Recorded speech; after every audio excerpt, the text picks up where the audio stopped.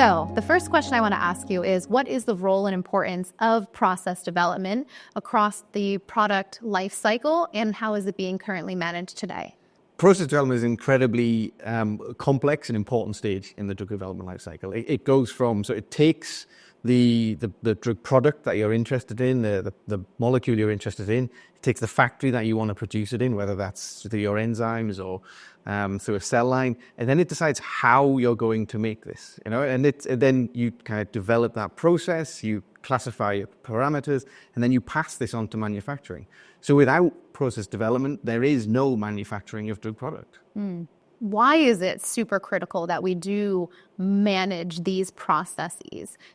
If we don't manage the process, we don't have a product to manufacture.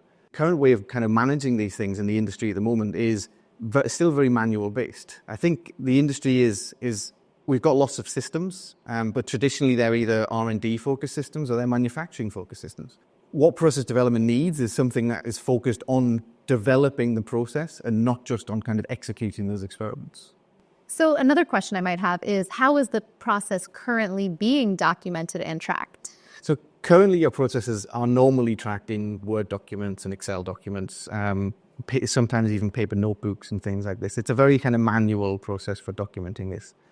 And it lasts a long time, and it continues throughout the kind of whole process development life cycle through phase 1, phase 2, and phase 3. And at different phases, you might have to kind of document different things to different extents. Being so manual, what it means is at the end of a process development step, at the end of your process characterization, for example, you have a huge data gathering exercise that you have to do. So looking through all of your lab books, looking through your ELNs, looking through your electronic documentation in SharePoint in order to put together a report that you can then hand over to your manufacturing organization.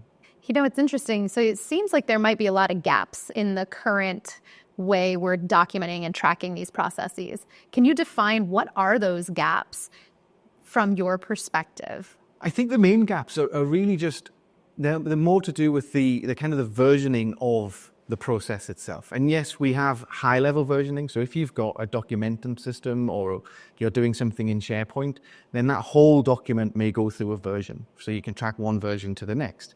What we're not doing as part of our process development is bringing that down to the parameter level. And that's what we're kind of really interested here, is not just how does your document and your overall process description change over time, but how does your parameter change over time? And that's probably the biggest gap, because without understanding how your parameter changes and how those parameter changes impact your product and product quality, you're just left with a broad high-level document search. So Mark, what aspects around the management of processes is currently overlooked today? As an industry, we've become very good at collecting data and increasing our knowledge about the product. In the next evolution, we need to capture data about our process, how it changes because of development, and how this impacts manufacturing.